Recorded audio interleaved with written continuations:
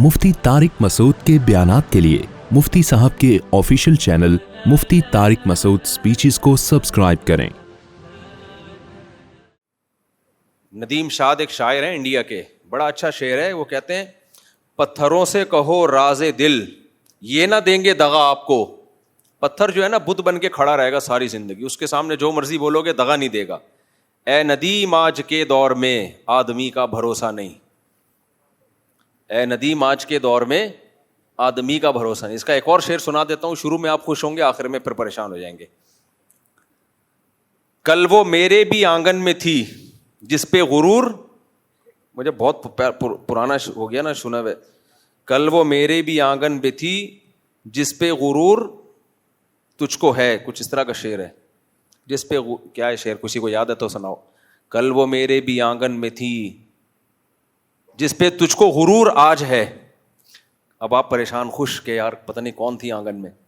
कल वो मेरे भी आंगन में थी जिस पे तुझको गुरूर आज है, कल वो शायद तुझे छोड़ दे, इस खुशी का भरोसा नहीं। यानी जिन खुशियों पे आज तू इतरा रहा है, दौलत, शोहरत, मज़े की लाइफ, इस पे इतरा मत। कल वो मेरे आंगन में थी और मैं भी ऐसे ही गुरूर करता था। आज उन खुशियों ने मुझे छोड़ दिया, कल तुझे भी छोड़ सकती हैं, तो इस खुशी का कोई भरोसा नहीं है।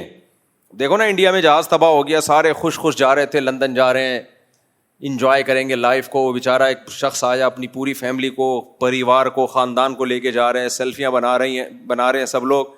धड़ाम से जहाज गिरा, सब खुशियों को आग लग गई। और इससे हमें क्या इबरत मिलती है? सब कुछ किसके हाथ में है भाई? अल्लाह के हाथ में। और देखो, आपने मोटिवेशनल स्पीकर से सुना होगा कि जो टाइम पे काम करते हैं हमेशा कामयाब वही होते हैं। सक्सेसफुल होने की, कामयाब लोगों की जो 7 बड़ी अलामतें हैं ना, बहुत बड़ी बड़ी 7 अलामतें गोरों ने लिखी हैं कि काम, उनमें एक ये भी है कि ये टाइम के पाबंद और ये सब चीज़ें। वो जो एक लड़की बची है ना जहाज़ में तबाह होने से, वो सिर्फ इसलिए बची है कि टाइम की पाबंद नहीं थी। वो समझ रहे हैं? इंडिया का जो जहाज उड़ा और 3-4 मिनट के बाद ही वो गिर के तबाह हो गया, उसमें एक बंदा तो वो तो अल्लाह ने बचा लिया, पीछे से दुम से निकल गया, वो अल्लाह उसको जिंदगी दे। लेकिन एक लड़की बच गई। क्यों बची है? टाइम पे नहीं पहुंची थी। तो कहाँ गई वो सारी कामयाबी और सक्सेसफुल लाइफ के बुनियादी उसूल कि आप हर काम परफेक्ट करें, टाइम पे करें, आप कामयाब होंगे? ना ना ना ना, कुछ लोग बगैर टाइम के काम करें तो कामयाब हो जाते हैं, टाइम पे करें तो बेड़ा गर्क। तो वो तो टाइम पे नहीं पहुंची, लेट होने की आदत होगी लेट होने की, वरना लगता नहीं है कि एयरपोर्ट भी कोई बंदा लेट हो जाए। एयरपोर्ट का तो पता होता है भाई, इतने पहले पहुंचना है। तो टाइम पे नहीं पहुंची और अल्लाह का फजल हुआ। इससे हमारे पाकिस्तानी नौजवानों को कितनी मोटिवेशन मिली है कि सुबह जल्दी उठना और रात को टाइम पे सोना। ये नाकाम लोगों की अलामतें। जो थोड़ी सी मोटिवेशन मिली थी ना, उसका भी बेड़ा गर्क हो गया। तो लेकिन उसका जवाब मैं आपको देता हूं। इसका जवाब किसी के बाप के पास भी नहीं है, इसका जवाब सिर्फ इस्लाम के पास है। किसी के पास इसका जवाब नहीं है भाई। आप कोई भी आपको समझा रहा हूँ ना, टाइम पे की पाबंदी करें तो आप कामयाब होंगे, सक्सेसफुल लाइफ है, तो आप बताते हैं सर उसने तो टाइम की पाबंदी करती तो आज जा चुकी होती। इसकी तो सारा विजन की ऐसी की तैसी, उसको तो बचाया किस चीज़ ने? टाइम की पाबंद नहीं है। तो इसका जवाब इस्लाम ने दिया है। इस्लाम ने यह दिया है कि आप कामयाबी के असबाब के पाबंद हैं। कामयाबी के जो असबाब हैं उनको इख्तियार करें। इस पे आपको वो कामयाबी मिलेगी या नहीं मिलेगी, ये आपके हाथ में नहीं है। ये किसके हाथ में है? अल्लाह के। अल्लाह की मर्जी उस कामयाबी में नाकाम कर दे, नाकामी में कामयाब कर दे। ये अल्लाह का मसला है, आपका नहीं है। आप कामयाबी के असबाब इख्तियार करें, फिर नाकाम भी हो गए तो अल्लाह कहता है ये दुनिया की नाकामी नहीं है, मैं कामयाब कर दूंगा। असल आखिरत है, दुनिया नहीं है। दुनिया में कामयाबी के असबाब इख्तियार करने वाले बहुत दफ़ा फेल हो जाते हैं और नाकामी के असबाब इख्तियार करने वाले बहुत दफ़ा कामयाब हो जाते हैं। तो ये तो बज़ाहिर नाइंसाफ़ी है कि अल्लाह जो टाइम के पाबंद थे वो मर गए और जो सुस्त देर से उठे वो बच गए। आप कह सकते हैं हो सकता है कोई एक्सीडेंट हो गया उसके साथ। भाई एक्सीडेंट ना भी हुआ होता, सुस्त भी होती तो आज बचना था उसने। सही है ना? आज उसने بچنا تھا. تو یہ اللہ پہ ایک اشکال ہوتا ہے نا کہ اللہ جو ٹائم کے پابند ہیں ان کا تو بیڑا غرق ہو گیا, اور جو ٹائم کے پابند نہیں ہیں, لیٹ پہنچ رہے ہیں, سست ہیں, وہ کامیاب ہو رہے ہیں. اس کا مطلب سست بننا چاہیے. تو اللہ جواب میں کیا کہے گا؟ غیر مسلم کے پاس تو کوئی جواب, وہ کہے گا لک تھی بھائی, ایک لک تھی, کیا کر سکتے ہیں. اللہ اس کا جواب دیتا ہے کہ تم جس چیز کو کامیابی سمجھ رہے ہو حقیقت میں وہ کامیابی ہے نہیں, اور تم جس چیز کو ناکامی سمجھ رہے ہو حقیقت میں وہ ناکامی ہے نہیں. اصل کامیابی آخرت کی ہے. جو چست لوگ ہوتے ہیں اور اپنی چستی کو صحیح سمت میں لے کے جا رہے ہوتے ہیں آخرت کے لیے, تو بے شک وہ دنیا میں ناکام ہو جائیں, آخرت میں کیا ہیں؟ کامیاب. اور جو سست لوگ ہوتے ہیں وہ دنیا میں کامیاب ہو بھی جائیں, آخرت میں کیا ہیں؟ ناکام. آخرت میں سست, جنت میں تھوڑی جائے گا, سست نہیں جائے گا جنت میں. دیکھو حدیث میں آتا ہے ایسے پیغمبر بھی دنیا میں آئے جنہوں نے دین کی دعوت کا کام شروع کیا, ایک شخص بھی ایمان نہیں لایا اور ان کو قتل کر دیا گیا. دنیاوی لحاظ سے وہ اپنے ویژن میں کامیاب ہوئے یا ناکام؟ بولو, دنیاوی لحاظ سے کیا ہوئے؟ وہ ناکام. بھائی ایک شخص تو لے آتا نا ایمان, ایک بھی نہیں لایا اور قتل کر دیا گیا. لیکن آخرت میں کیا ہے؟ کامیاب ہے بھائی.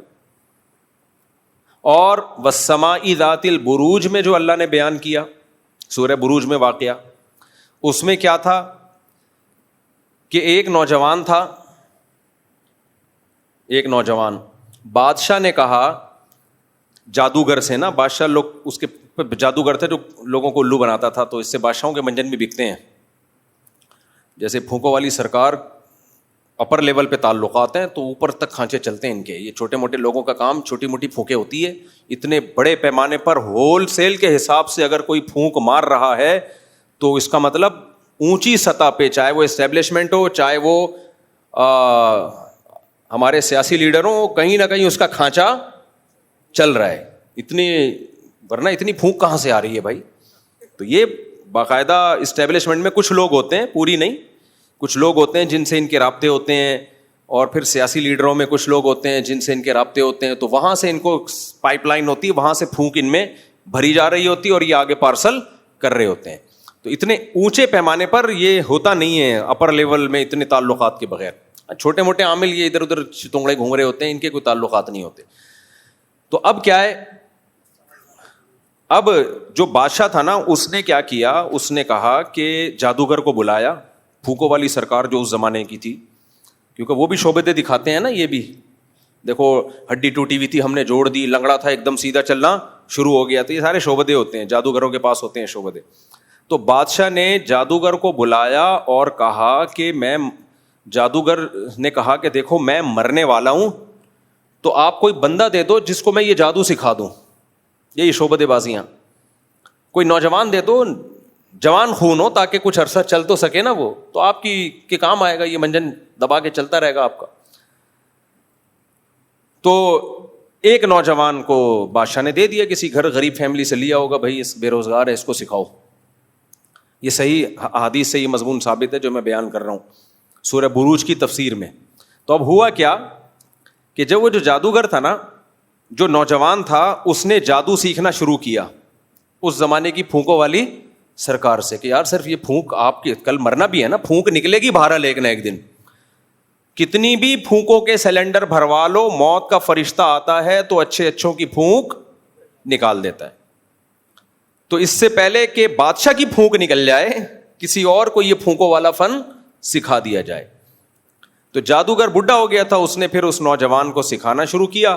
اب اللہ کی قدرت یہ کہ وہ بچہ جب اپنے گھر سے نکل کے آتا تو راستے میں ایک راہب, اس دور میں عیسائی مذہب برحق مذہب تھا, عیسائیت, اس میں راہب جو عیسائیوں میں بزرگ ہوا کرتے تھے, تو راستے میں ایک بزرگ تھے. تو بابے ہر دور میں رہے ہیں, یہ ذہن میں رکھنا. جو کہتے ہیں نا بابوں کو نہیں مانتے, وہ اسلام ہی کو نہیں مانتے. ہاں, دو قسم کے بابے ہوتے ہیں, برے بابے اور ایک نیک بابے. تو بابوں سے تعلق کے بغیر دین نہیں آتا میرے بھائی. ہاں, بابا صحیح ہونا چاہیے, خود صحیح عقیدے پر ہو, لیکن یہ کہنا میرا کوئی بابا ہی نہیں ہے تو اس کا مطلب یہ گمراہ ہے. تو راستے میں ایک بابا تھا, راہب, اللہ والا. تو یہ نوجوان جب جادوگر کے پاس آتا تو آتے ہوئے بھی اس راہب سے ملتا ہوا آتا, اور گھر جاتے ہوئے بھی راہب سے ملتا ہوا آتا. جب جادوگر کے پاس آتا تھوڑی دیر ہو جاتی, جادوگر پوچھتا دیر سے کیوں آئے ہو, تو یہ کچھ گول مول بات کر دیتا, گھر میں دیر ہو گئی. اور جب گھر دیر سے پہنچتا تو وہاں گول مول بات کر دیتا. گھر والوں کو نہیں بتا رہا تھا میں راہب کے پاس جا رہا ہوں, کیونکہ گھر والوں کو بتا دیتا گھر والوں نے پکڑ کے کوٹنا تھا. گھر والوں نے پھونکوں والی سرکار کے پاس بھیجا ہے اور آپ مفتی طارق مسعود صاحب کے پاس آ رہے ہو بیچ میں سرکار کے خلاف باتیں سننے کے لیے, تو گھر والوں کو غصہ آئے گا کہ نہیں آئے گا؟ خیر ہم تو بزرگ نہیں ہیں, وہ واقعی بزرگ تھا, یعنی کوشش کر رہے ہیں بزرگ بننے کی. تو اب وہ راہب کے پاس 2 دفعہ اور 1 دفعہ کس کے پاس؟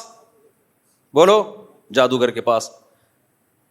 تو اس نوجوان کو راہب کی باتیں زیادہ اٹریکٹ کرنے لگی کہ یار اس کی باتوں میں توحید ہے, نماز ہے, روزہ ہے, صلہ رحمی ہے, اوٹ پٹانگ پھینکتا نہیں ہے, لمبی لمبی ہے, لاجک کی بات کرتا ہے. اور یہ جو جادوگر ہے یہ لالچی بھی ہوتے ہیں, جھوٹے بھی ہوتے ہیں, کذاب بھی ہوتے ہیں, اور بہت ساری فحش حرکتوں میں بھی مبتلا ہوتے ہیں.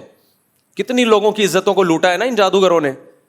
تو میں کیا بات کر رہا تھا, ہاں, تو وہ جو نوجوان تھا اس جادوگر کے پاس آتا اور جادوگر اس کو یہی پھونکوں والی سرکار بنانے کی کوشش کرتا. تو نوجوان کو اندازہ ہو گیا کہ یہ جھوٹا مکار, ٹھیک ہے میں یہ فن سیکھ لوں گا تو پیسہ تو کما لوں گا, بادشاہ کا قرب بھی مجھے مل جائے گا, لیکن صحیح بات کس کی ہے؟